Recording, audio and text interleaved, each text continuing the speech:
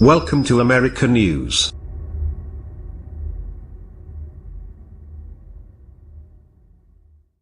Here are highlights from the bill. Drug felons would have a reduced minimum mandatory sentence, 15 years instead of 20.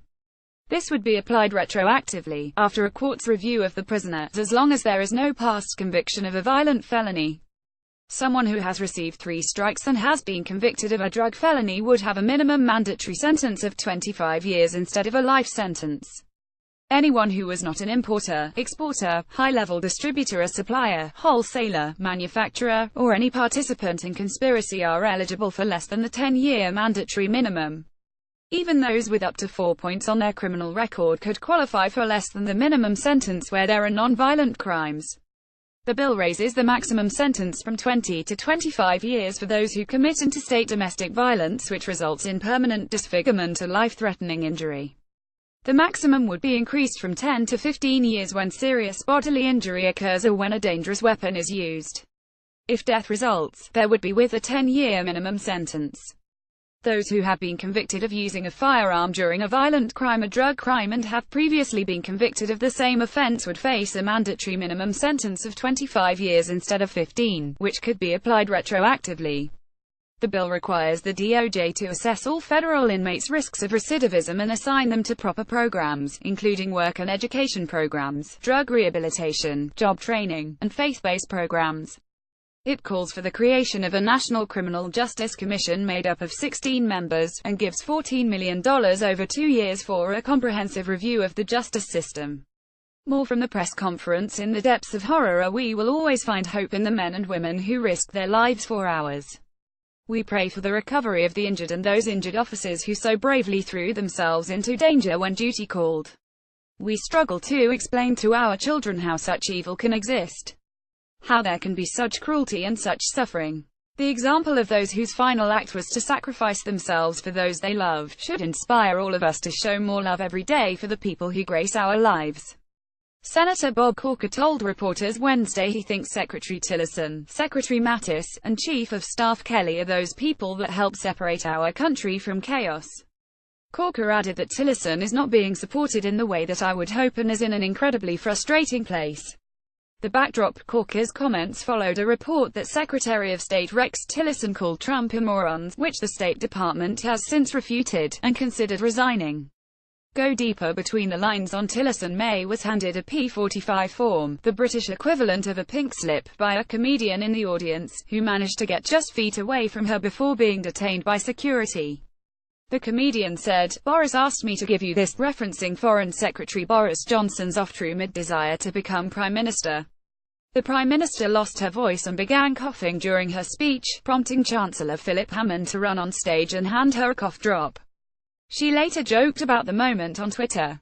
And there was an embarrassing background malfunction as the slogan "Building a country that works for everyone" behind May started losing letters. The conference was Boris Johnson's moment to shine and cement himself as a formidable challenger to May for the party's leadership. Instead, it ended with calls for May to fire him as Foreign Secretary after he said that a Libyan city only needs to clear the dead bodies away before it can become a resort destination. For The Guardian, there's a group of UK business people, wonderful guys who want to invest in Sirte, on the coast, near where Gaddafi was actually captured and executed, as some of you may have seen. And they literally have a brilliant vision to turn Sirte, with the help of the municipality of Sirte, to turn it into the next Dubai. The only thing they've got to do is clear the dead bodies away and then they'll be there. Jacob Rees-Mogg, a backbencher from the right wing of the Tories, is also seen as a potential challenger to May's position.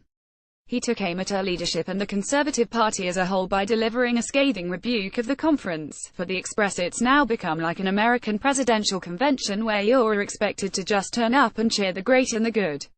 It isn't even American but Kim Jong-un style. If you don't clap for long enough you'll get in real trouble. Rees-Mogg's arch-conservative views, especially on abortion, have garnered extreme controversy in the UK, leading to his speech at a pro-Brexit event being disrupted by protesters who labelled him disgusting and despicable. He called the disruption a glorious thing and was later described by The Telegraph as chatting to the protester as calmly as if they were standing in a queue at the post office. "I was very honored by Rex Tillerson's comments," President Trump said, delivering remarks at a Las Vegas hospital. It was fake news. It was a totally phony story. It was made up by NBC. I have total confidence in Rex. Context Tillerson said, I have never considered leaving this post earlier today, after an NBC report said the Secretary of State called Trump a moron and contemplated resigning over the summer. What they're not saying whether it will be Mark Zuckerberg in the hot seat for Facebook. Several top Facebook employees, like security executive Alex Stamos and policy chief Elliot Schrage, have been part of the public response to concerns about Russia, Facebook, and the 2016 presidential race. Twitter has also declined to say who will testify.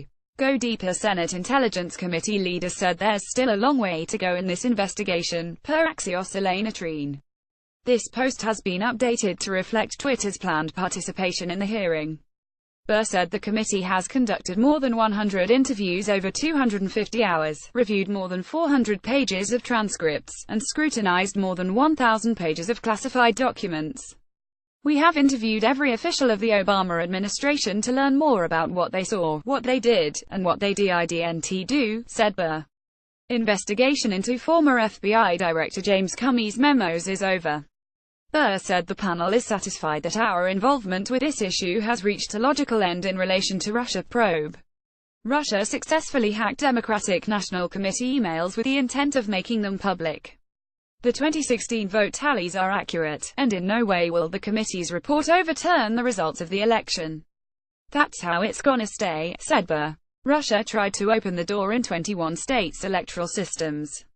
It took the Department of Homeland Security 11 months to reveal this attempt. There's a consensus that Russians hacked into political files during the 2016 presidential campaign. If there has been any hint of collusion, I won't even discuss initial findings, because we haven't any. We still have a lot of transcripts to go through. There are 25 individuals booked for interviews with this staff this month alone in relation to the Russia investigation, said Burr. The Russian intelligence service is determined, clever, and I recommend that every campaign and election official take this very seriously, said Burr. There needs to be a more aggressive, whole-of-government approach in terms of protecting our electoral system, said Warner. Russian interference was to create chaos at every level, not targeted at the right or left, Burr said. Given we're standing here 9 months later, it seems they were pretty successful. President Trump and First Lady Melania Trump have touched down in Las Vegas, beginning their visit at the University Medical Center, where they'll meet with staff and victims. UMC took in over 100 victims of Sunday's shooting. 4 have since lost their lives, and 12 patients are in critical condition. While much of what Google is due to introduce leaked out, including new Pixel phones, Google hardware chief Rick Costello promised there would still be a few surprises. Google delivered with new wireless earphones that can do on-the-fly language translation and Google Clips, a new accessory camera for automatically capturing photos.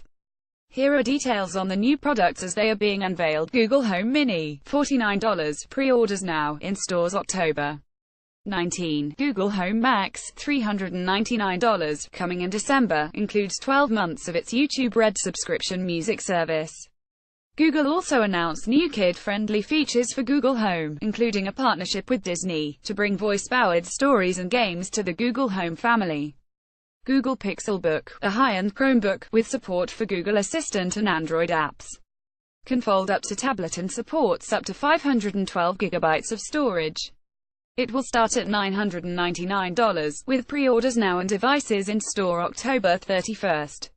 An optional $99 Pixel Book pen stylus can be used to draw a highlight a photo, a word, and pull up Google Assistant. Google's Pixel 2 will come in both a 5-inch and 6-inch XL model. It's got a bunch of new features, but as rumored, it also ditches the headphone jack found on last year's model. Though it has only a single rear camera, Google has its own take on portrait mode, using machine learning to create a blurred background.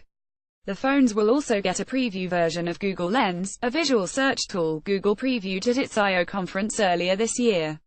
As was the case last year, Verizon will be the only carrier selling the Pixels in store, though it's expected to work with others when bought unlocked from Google.